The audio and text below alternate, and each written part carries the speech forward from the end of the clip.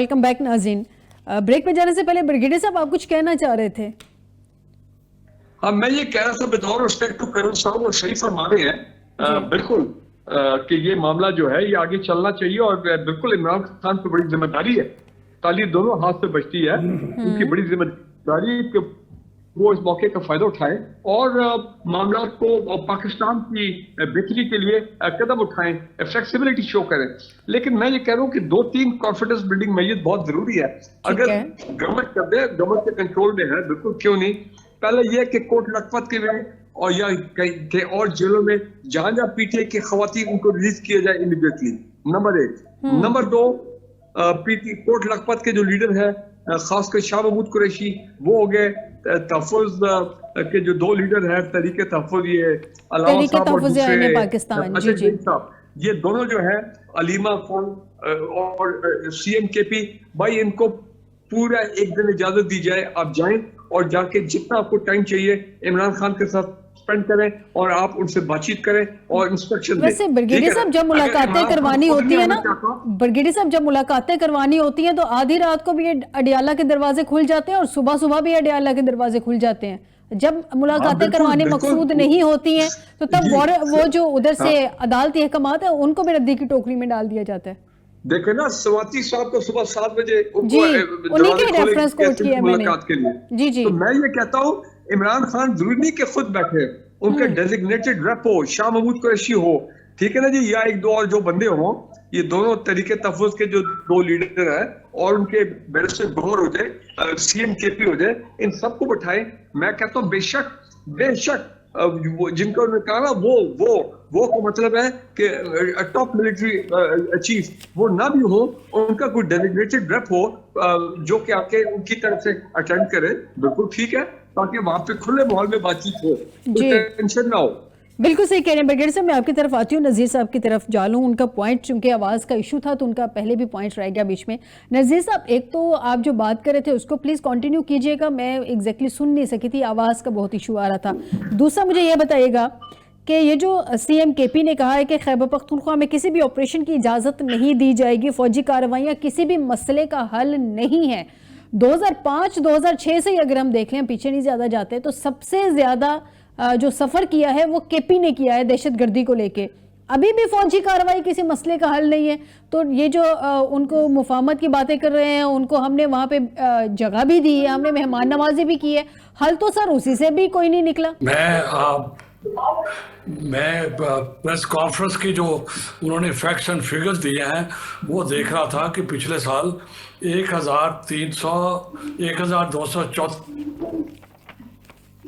1234 security personal ने जान दी है।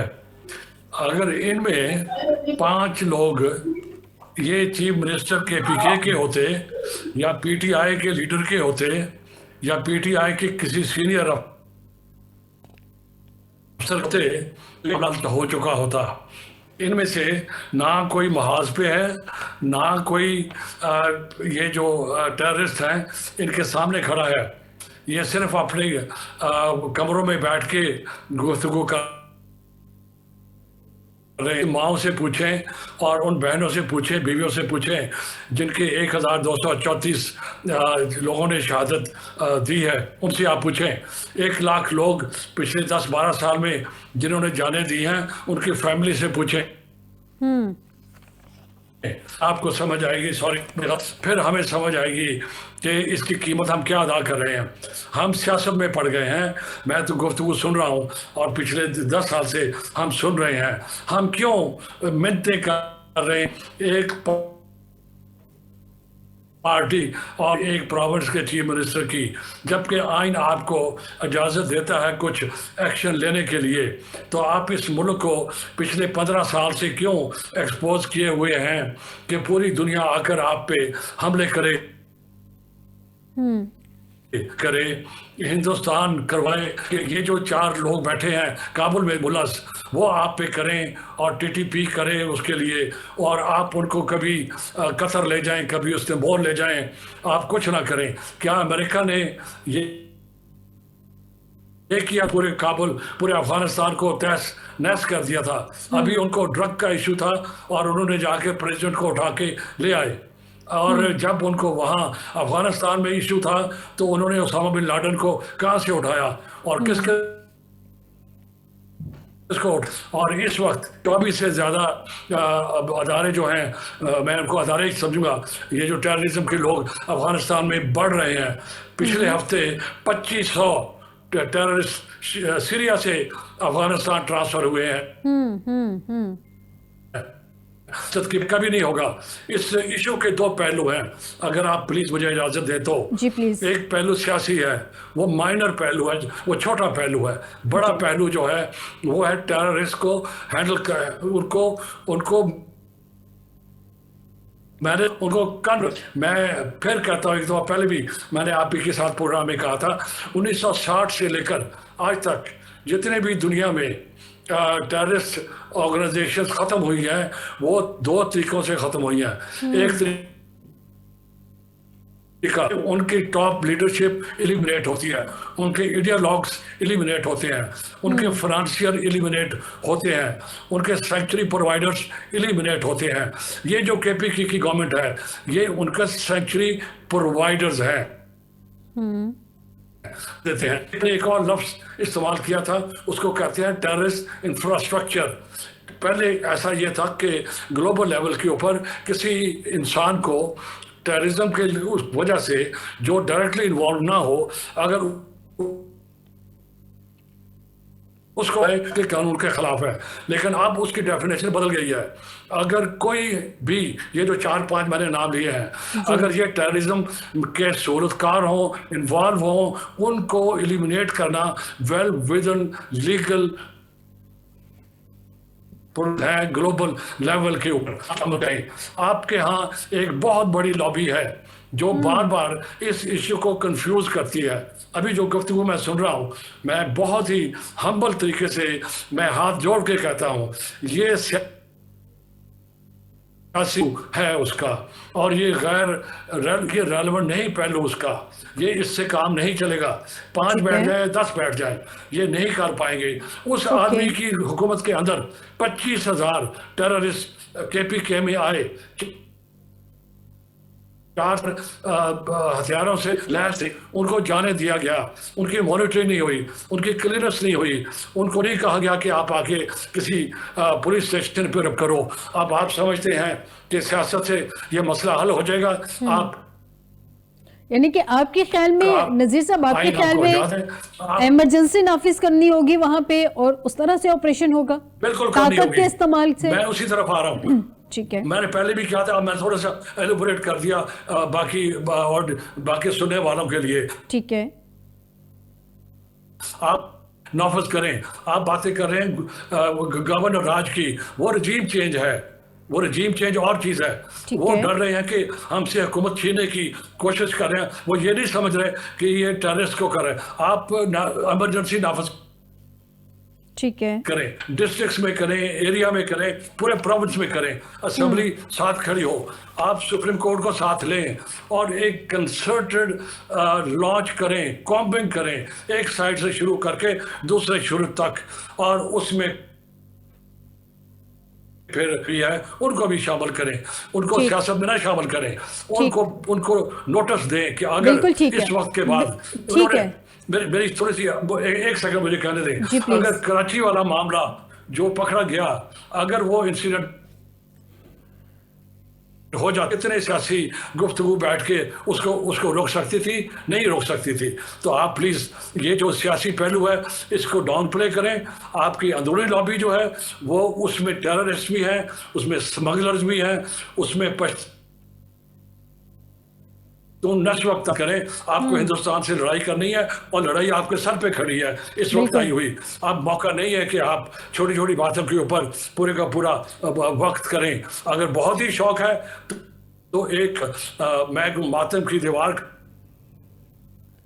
खड़ी कर रहा, हर शाम जाके उस दीवार के ऊपर मातम किया करें। सर आपका पॉइंट आ गया, नजीर साहब आपको पॉइंट आ गया। कर्नल साहब, एक चीज़ तो आज क्लियर कर दी गई है कि उन्होंने कहा कि जहाँ तक डिप्लोमेसी ने काम किया, हम डिप्लोमेटिक जो है वो चैनल यूज़ करेंगे, जहाँ पे ताकत का इस्तेमाल करना पड़ा वहाँ पे ताकत का इस्तेमाल हम करेंगे।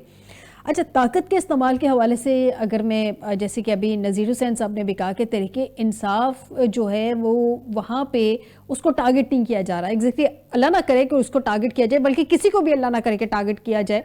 लेकिन 2013 से ऑनवर्ड जो तहरीक इंसाफ की हुकूमत चल रही है, वाकई में तहरीक इंसाफ का कोई भी वहाँ पे हुकूमती मेंबर जो उसकी वहाँ पे हुकूमत है, किसी को टारगेट नहीं किया गया है। हालांकि JUI के जयद उल्मा है वहाँ पे, उनको टारगेट किया गया है, अपने स्कूल टीचर्स को वहाँ पे टारगेट कर दिया जाता है। क्या ये कोई इंश्योरेंस पॉलिसी चल रही है? इधर क्यों नहीं ध्यान आता किसी का? इसमें कोई शक शुबा नहीं फायदा कि जो इलेक्शन थे पिछले KPK में PTI के इलेक्शंस को TTP ने स्पॉन्सर किया। आप एक एक वाक़े को डीपली देखिए कि कौन कौन बंदा टारगेट हुआ।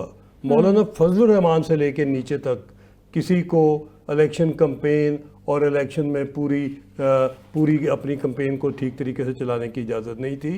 NAP ने आपकी अवामी नेशनल अवामी पार्टी का जो हाल किया, कितने लीडर शहीद हुए, क्या कितने उनको उस वक़्त किस तरीके से घेरा गया था।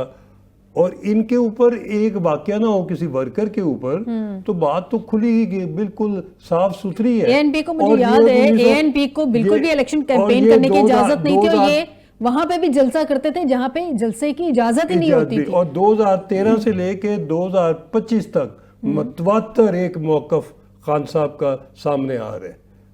फौज को टारगेट, फौज के चीफ को टारगेट, फौज के शहीदों को टारगेट, मुल्क की सलामती को खतरा, मुल्क हर वो बात कर रहे हैं जो कि दुश्मन को सूट करती है। ये बंद होनी चाहिए। उनका सोशल मीडिया क्या कहता है, क्या करता है, उनके बाहर बैठे हुए लोग क्या करते हैं, उनके अंदर बैठे हुए लोग क्या करते हैं, वो बिल्कुल एक जाल फैलाया हुआ है दुश्मन ने। और इतना पावरफुल जाल है, इतनी इन्वेस्टमेंट उसके अंदर आ रही है कि वो आप गवर्नमेंट ऑफ पाकिस्तान और अफवाज पाकिस्तान का मसले मसाइल को आप सोशल मीडिया भी देखिए, मीडिया भी देखिए। इधर तो मीडिया 24 घंटे सारा आपका मीडिया कैदी नंबर 804 की किस्से कहानियां सुना रहा होता है। अडियाले को 2 बजे भी लाइव कवर कर रहा होता है, सुबह भी कर रहा होता है।